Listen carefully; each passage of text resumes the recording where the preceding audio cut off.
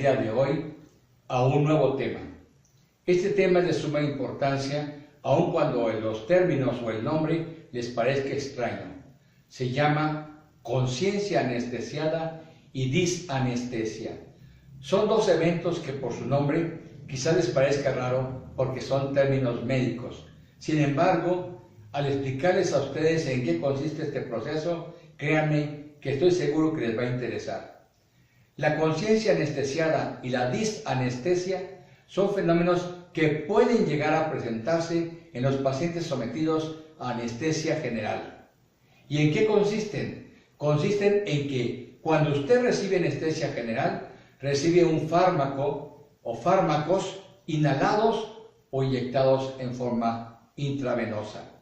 También recibe usted medicamentos para el dolor, analgésicos, y un medicamento que paraliza los músculos para que el tratamiento quirúrgico que se va a hacer en usted sea más fácil de hacerlo, con los músculos relajados. Pues bien, imagínese usted que durante el acto quirúrgico usted recuperara el estado de conciencia. Sería, pues, pavoroso es poder escuchar usted las palabras, los mensajes que están transmitiendo el grupo médico, el ruido de los equipos quirúrgicos, y usted en forma desesperada tratar de moverse, tratar de hacer algún movimiento mínimo para que el grupo médico se percate de que usted está consciente y no puede hacerlo porque está bajo el efecto de un medicamento paralizante. Pues bien, eso es lo que se conoce como conciencia anestesiada. Y, por su parte, la disanestesia se refiere actualmente a un estado de conciencia que se encuentra en estudio. Estos estudios demuestran que no solamente existe una consciente e inconsciente, sino que puede haber una tercera etapa en la cual usted no siente dolor, pero es capaz de percibir órdenes y de responder a las mismas. En esto consiste la disanestesia. Estos términos incluso se han utilizado en algunas películas. Una de ellas fue una taquillera, fue Awake, despierto. Precisamente se trata de una cirugía cardíaca. Pues bien, pues más o menos de este tema vamos a hablar, pero en términos científicos y reales. Gracias por seguirnos y bienvenidos. El día de hoy vamos a tratar el tema conciencia anestesiada y disanestesia. Yo sé que estos conceptos suenan mucho a terminología médica, son terminología médica. Sin embargo, vamos a tratarlo desde un punto de vista en el cual todo el público pueda comprender estos términos. Bien, tenemos que entender qué es la anestesia general. Cuando se va a someter al paciente a un tratamiento de cirugía mayor, se utiliza un tipo de anestesia que se conoce como anestesia general. La anestesia general consiste o el objetivo es lograr que el paciente pierda el estado de conciencia, es decir, llevarte al inconsciente. Para ello se recurren a medicamentos por vía intravenosa o bien por vía inhalatoria, por vía respiratoria. Aparte de ello, el anestésico nos va a ocasionar amnesia en estos pacientes, es decir, que el paciente no tenga recuerdos de la cirugía. Independientemente de esta anestesia, se aplican medicamentos para el dolor, que se conocen como analgésicos, y otros medicamentos que se usan para causar parálisis de los nervios y de los músculos, para que el paciente esté relajado y la cirugía se pueda llevar a cabo de una manera más cómoda, más adecuada. Por lo tanto, tenemos así inconsciencia, amnesia, analgesia y tenemos parálisis neuromuscular. Ahora yo quisiera que usted se imaginara qué sucedería si ese paciente anestesiado recuperara la conciencia, fuera consciente del procedimiento al que se está sometiendo e incluso pudiera escuchar los comentarios médicos o el ruido del instrumental quirúrgico utilizado. Esa persona no podría comunicarse con el grupo médico y gritar o decir estoy sintiendo o estoy despierto. No podría hacerlo porque lógicamente tiene parálisis muscular. Esto de hecho pues fue el tema de una película que se llama Despierto, Awake, con mucho éxito, por cierto, muy taquillera esta película. Y precisamente esta película se basa en una cirugía mayor, en anestesia general, en un paciente con cirugía cardíaca. Casualidad o no, es precisamente en este tipo de cirugías, cirugía de corazón abierto, cirugía de pulmón, cirugía de hígado, cirugía en pacientes politraumatizados y pacientes incluso con cesáreas, donde son más frecuentes estos estados de conciencia vívida.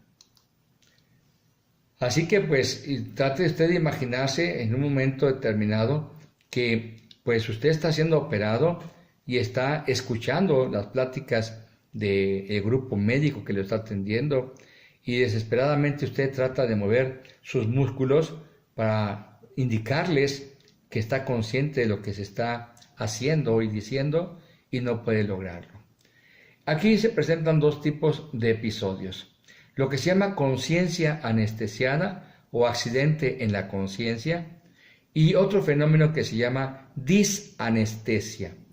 La conciencia anestesiada se presenta con una frecuencia de 1 en cada 1000 pacientes bajo anestesia general en Estados Unidos. Y en este concepto vamos a poner varios parámetros. 1, quizás eso se pueda deber a que la máquina de anestesia no está funcionando en forma adecuada. 2, a lo mejor la dosis que ha indicado el médico anestesiólogo está por debajo del umbral del paciente.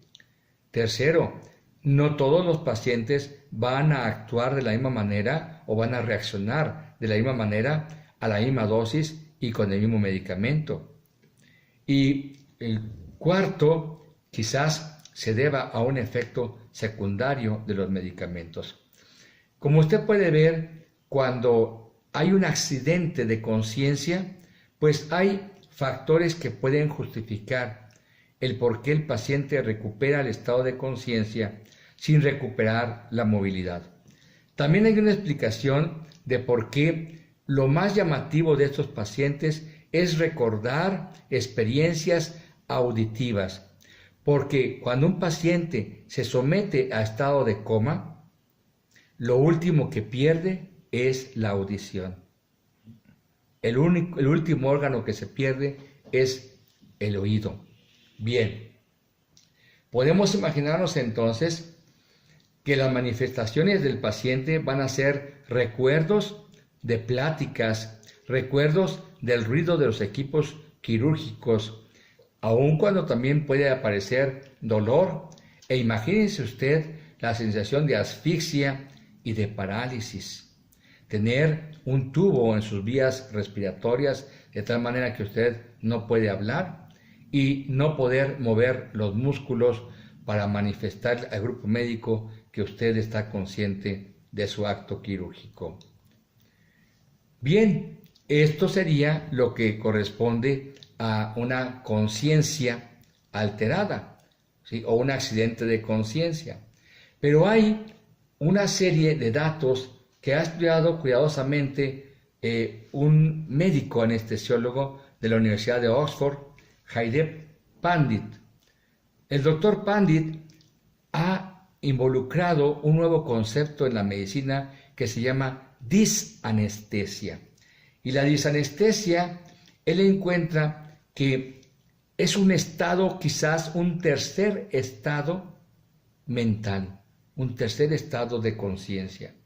Es un estado en el cual el paciente no está consciente, pero tampoco está inconsciente. Bien, ¿qué observó el doctor Pandit? El doctor Pandit observó lo siguiente. Uno de los métodos usados para tratar de comparar el estado de depresión de los anestésicos sobre el cerebro es el monitoreo de la actividad eléctrica. Se pone un equipo en el cráneo para ver las ondas eléctricas cerebrales y mediante ese aparato se va observando cómo van cambiando el patrón eléctrico del cerebro hasta llegar al estado de coma. Bueno, lo primero que se observó es que cuando estás anestesiando al paciente, fuera de que el cerebro se deje anestesiar, el cerebro consciente, el consciente, lucha para no ser anestesiado. Hay más actividad cerebral cuando pones anestésicos que cuando no hay anestésicos. Es una lucha del consciente por recuperarse o por no caer en la inconsciencia. Y enseguida el proceso que hizo el doctor Pandit fue una técnica que se llama técnica del antebrazo aislado.